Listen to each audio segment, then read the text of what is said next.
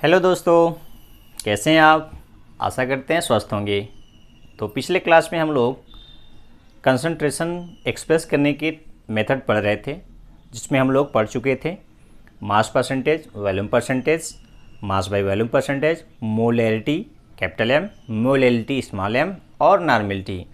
तो आगे का अभी स्टार्ट करेंगे हम लोग, यानी आज हम लोग पढ़ेंगे स्ट्रेंथ, फार्मेलिटी, पार्ट्स पर मिलियन यानी पीपीएम और मोल फ्रैक्शन।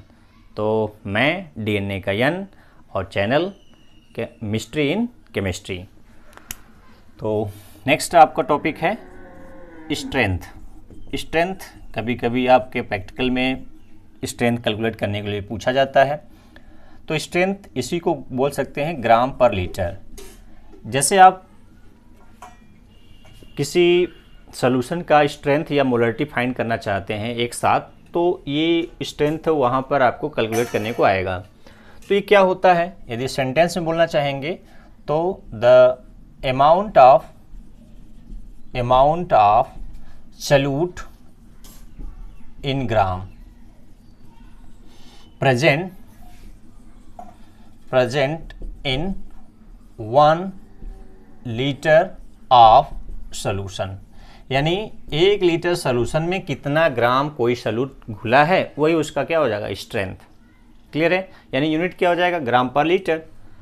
ठीक है, तो ये स्ट्रेंथ बहुत ही आसान है। चलिए नेक्स्ट पढ़ते हैं। अगला है आपका, ये आपका क्या था, 6 था। 7वां है फार्मेलिटी। एक फार्मेलिटी वर्ड होता है, यानी केवल फार्मेलिटी समझ रहे होंगे कि क्या होता है, लेकिन यहाँ फार्मेलिटी कंसंट्रेशन के टर्म को एक्सप्रेस करने के लिए मेथड है। तो इसका सिंबल है कैपिटल एफ। क्या होता है, तो जैसे मोलरिटी होता है सेम फार्मेलिटी होता है, बस दोनों में नॉर्मेलिटी जैसे होता है उस तरह से फार्मेलिटी होता है। बस दोनों फ़र्क है कि नॉर्मेलिटी किसी कंपाउंड, किसी मॉलिक्यूल के लिए कैलकुलेट करते हैं और फार्मेलिटी केवल आयनिक कंपाउंड के लिए कैलकुलेट करते हैं। तो यहाँ पर क्या होता है, नंबर ऑफ फार्मूला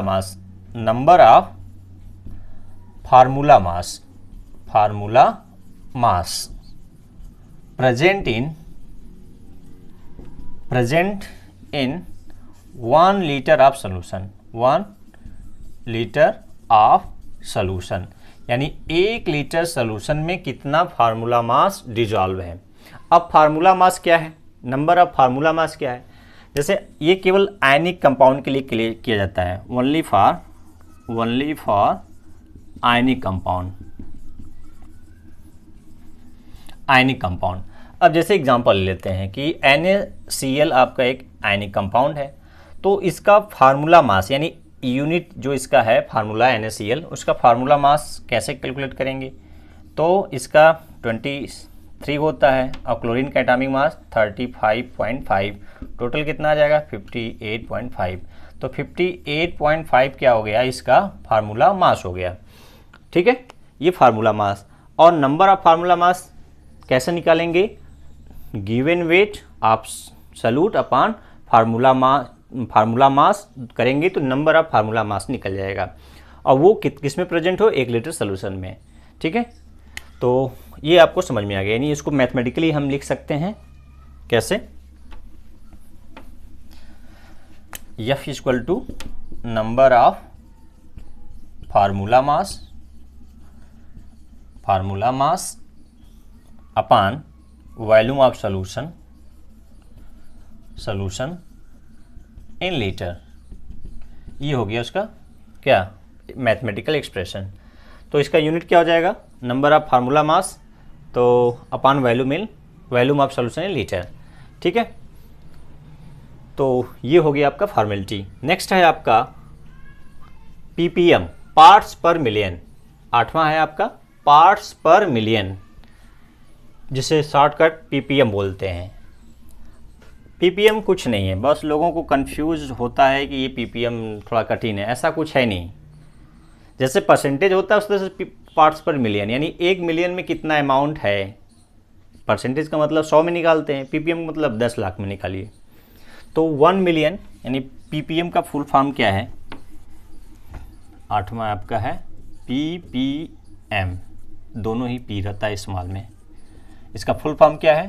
पार्ट्स पर मिलियन, पार्ट्स पर मिलियन। तो इसका 1 मिलियन का मतलब समझते हैं। 1 मिलियन का मतलब क्या होता है? 10 लाख। इकाई, दाएं, सैकड़ा, हजार, 10,000, लाख, 10 लाख, इतना पार्ट्स रहेगा किसी चीज़ का, तो उसको क्या बोलते हैं? 1 मिलियन। तो जैसे आप परसेंटेज में 100 से मल्टीप्लाई करते हैं, उस तरह से पार्ट्स पर मिलियन मतलब एक मिलियन यानी 1 मिलियन यानी 10 लाख में कितना पार्ट्स है। तो इसको कैसे कैलकुलेट करते हैं? इसका मैथमेटिकल एक्सप्रेशन क्या है, यानी उसको पहले सेंटेंस में कैसे बोलते हैं? Mass of solute present in 1 million in solution या 1 मिलियन इन पार्ट्स। ठीक है, मास ऑफ सॉल्यूट और mass of volume of solute present in 1 million. ठीक है, तो इसको मैथमेटिकली कैसे लिखेंगे? ppm इक्वल टू, चाहे मास का भी निकाल सकते हैं और वॉल्यूम का भी ppm निकाल सकते हैं। तो यदि मास में ले रहे हैं तो mass of solute upon volume of mass of solution, mass of, यदि मास ले रहे हैं तो दोनों का मास होना चाहिए, मास ऑफ सॉल्यूशन, और कितना में, जैसे परसेंटेज निकालेंगे 100 से मल्टीप्लाई करें तो यहाँ पर कितना लिखेंगे कि इसको पावर के रूप में लिखेंगे तो कितना लिखेंगे? 1 2 3 4 5 6, 10 पावर 6, 1 मिलियन। तो क्या हो गया? ppm किस टर्म में हो गया? मास के टर्म में हो गया। यदि वॉल्यूम के टर्म में करना चाहेंगे तो वॉल्यूम के टर्म में हो जाएगा। तो volume of solute, volume of solute present in solution, तो वॉल्यूम ऑफ सॉल्यूशन, जो वॉल्यूम रहेगा वॉल्यूम ऑफ सॉल्यूशन। यहाँ पर आप ग्राम लिखेंगे, ग्राम लिखेंगे तो ग्राम ग्राम कैंसिल, तो यूनिट कोई क्या रहेगा? कोई यूनिट नहीं रहेगा। चाहे यहाँ ml ml रहेगा तो वॉल्यूम ऑफ सॉल्यूशन, इसमें भी ml ml रहेगा तो कैंसिल हो जाएगा, और इंटू कितना? 10 पावर 6 यानी 1 मिलियन। तो ये क्या हो जाएगा? पार्ट्स पर मिलियन में, चाहे वॉल्यूम के टर्म में चाहे मास के टर्म में, वो यूनिट कोई नहीं रहेगा। जैसे परसेंटेज का यूनिट कोई नहीं रहता। ठीक है, तो कुछ है नहीं, बस ppm क्या है? 10 लाख में कितना है। तो मैं समझ रहा हूँ कि आपको ये समझ में आ रहा होगा। चलिए नेक्स्ट है, इंपॉर्टेंट है, मोल फ्रैक्शन। अगला क्या है? 9वां, मोल फ्रैक्शन। मोल फ्रैक्शन 9वां आपका है मोल फ्रैक्शन। ठीक है, इसका सिंबल है चाई, कुछ लोग इसको एक्स भी बोलते हैं, CHI। प्रोनाउंसिएशन इसका क्या है? चाई। कुछ लोग इसको कैपिटल एक्स से भी नोट करते हैं। ठीक है, आप जिससे चाहें।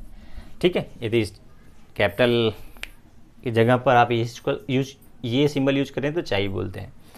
चलिए, क्या होता है मोल फ्रैक्शन? तो देखिए, जहाँ पर नंबर की बात आए तो वहाँ मोल्स हैं, और मोल्स में जैसे मोलरिटी में भी मोल यूज हुआ था, मोलैलिटी में भी यूज हुआ था, और मोल फ्रैक्शन में भी मोल यूज हुआ है। इन नंबर वाले में क्या होगा? मोल से संबंधित है। तो यहाँ पर भी नंबर से संबंधित है मोल का फ्रैक्शन। तो टोटल में किसी कंपोनेंट का कितना मोल प्रेजेंट है, वही उसका मोल फ्रैक्शन होता है। मोल फ्रैक्शन का मतलब टोटल सॉल्यूशन में किसी कंपोनेंट का कितना मोल है, वही उसका मोल फ्रैक्शन होता है। जैसे एग्जांपल ले लेते हैं कि मान लेते हैं एग्जांपल से कि एक कंपोनेंट A है, ये कंपोनेंट हो गया, कोई मिक्स सॉल्यूशन है, उसमें कंपोनेंट 2 होंगे ही, सॉल्यूट और सॉल्वेंट। तो ये क्या है? आपका कंपोनेंट A सॉल्यूट है, ये क्या है? आपका सॉल्यूट है। और इसके जो मोल्स हैं, ये मोल्स हैं Na, यानी मोल के लिए हम N सिंबल यूज करते हैं, और A क्या है? A कंपोनेंट का। और सॉल्वेंट, मान लीजिए सॉल्वेंट आपका B है, वो कंपोनेंट B, उसके मोल क्या है? NB। तो मैं कहूँ कि ये दोनों मिलकर क्या है? सॉल्यूशन बनाए हैं, तो हम कह रहे हैं कि हमें मोल फ्रैक्शन यानी B का हमें कंट्रीब्यूशन में पता करना है कि टोटल सॉल्यूशन में B का कितना मोल कंट्रीब्यूट किया है। तो कैसे निकालेंगे? उसके लिए कैसे निकालेंगे? तो हम कहेंगे कि मोल ऑफ B हमें चाहिए, तो कहेंगे कि number of moles of B, number of moles of component B upon total number of moles of A and B, यानी total number of moles of A and B किस में है, solution में, तो आप total number of moles of A and B न कहकर क्या दीजिए, number of moles of solution, तो दोनों कर सकते हैं। तो यहाँ लिख सकते हैं total number of moles of solution, और सोल्यूशन में दोनों होते ही हैं, या इसको ऐसे कह सकते हैं कि moles of A and B, ठीक है, sum of moles of A and B, तो सोल्यूशन कहिए ये total sum of the moles of A and B. तो इसको सिंबल शॉर्टकट कैसे लिखेंगे, मोल फ्रैक्शन ऑफ बी, यहाँ पर मोल फ्रैक्शन है, मैं यदि मोल्स ऑफ बी किया होगा तो इसको करेक्ट कर लीजिएगा। तो mole fraction of B equal to हो जाएगा mole of B upon total number of A and B. तो ये किसका निकल जाएगा, मोल फ्रैक्शन बी का। अब हमें ए का फाइंड करना है तो ए को ऊपर रख दीजिए, जिसका निकालना है उसको ऊपर रख देते हैं, नीचे वाला टोटल सबके लिए कॉमन रहेगा। तो बी के ए के लिए निकालना है तो ए का मोल, और नीचे क्या हो जाएगा, moles of A and moles of B. ये दो कंपोनेंट है तो ये हो गया आपका एक्स ए के लिए, एक्स बी के लिए मोल फ्रैक्शन हो गया, दो कंपोनेंट के लिए। यदि दो से अधिक कंपोनेंट है तो जिस कंपोनेंट का आपको फाइंड करना है मोल फ्रैक्शन, उसको मोल ऊपर रखिए, नीचे टोटल मोल्स रख दीजिए, जितने भी कंपोनेंट है उनका रेशियो क्या आ जाएगा, मोल फ्रैक्शन उस कंपोनेंट का निकल जाएगा, ठीक है।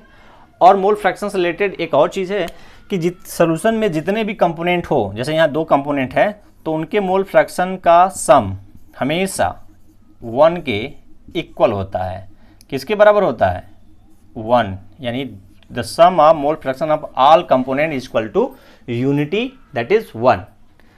ये दो है तो एक, यदि आपको एक्स भी पता है या एक्स ए पता है तो एक्स भी निकालना है तो 1 में से एक्स ए घटा देंगे।